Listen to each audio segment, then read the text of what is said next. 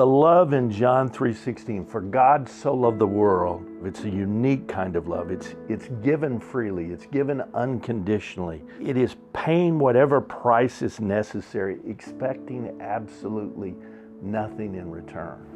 Greater love hath no man than this, that a man lay down his life for his friends. And when we understand that, it's speaking only of Jesus Christ, that there's this selfless love, God's perfect love for his creation. The word there is agape.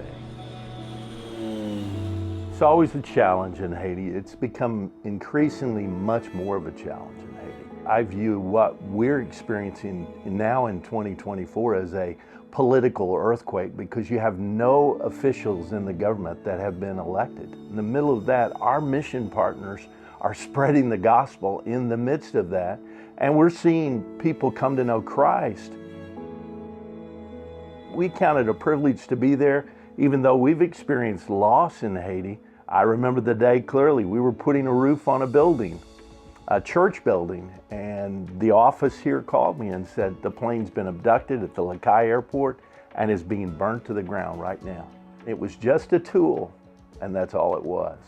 Everything we do, and this was really what Keith was most concerned about, that everything we do shared the gospel, whether it was carrying in mail, a package, bringing in much needed supplies, in disaster relief.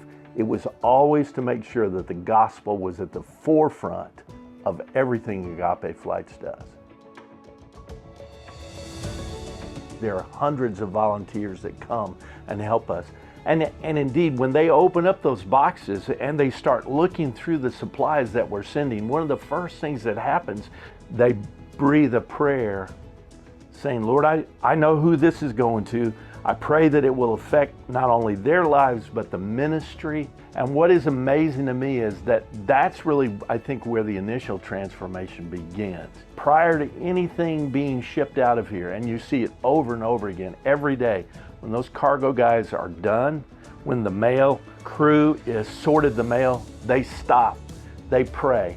When the plane is loaded, prior to its loading, after it's loading, they pray, asking God to do something that only God can do, using stuff, using supplies, using tires and medicine and non-perishable food and tarps and tents and all those things. And only God can do that.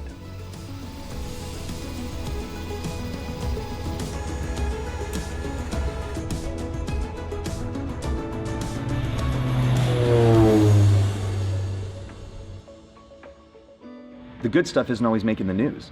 Yeah, there's violence. Yeah, there's gang activity. Yeah, there's difficulties and challenges. But we've got churches and schools and leaders that are actually equipping, training, helping marriages, equipping people, starting businesses. A couple of our leaders have started 2 restaurants. Every month, the profit that those businesses make, their goal is to put a roof on someone's house in the community or feed a family in need every single month. And now it's not Haitians knocking on the doors of missions.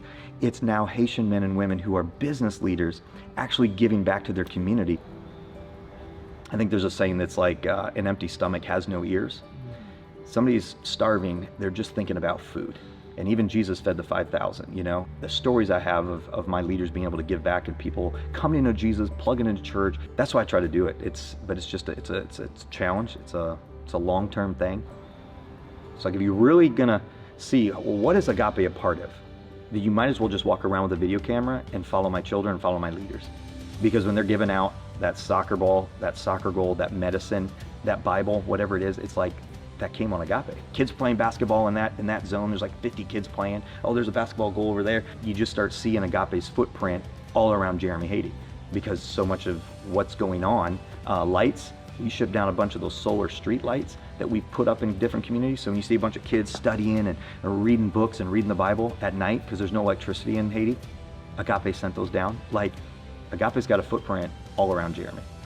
Are you happy? Yes! Oh my gosh, she's funny. It's Christmas every time Agape comes. That's what my kids and my wife always say. Every 2 weeks Agape lands in Jeremy, and every 2 weeks you got Christmas. There's just such a joy in our team and my family every time Agape comes. We cannot function and operate at full capacity without them, so thank you so much. So those watching this, keep praying. Those that are supporting Agape, keep doing it and do it more. Love you guys. I should capture that more because there's a lot of smiles.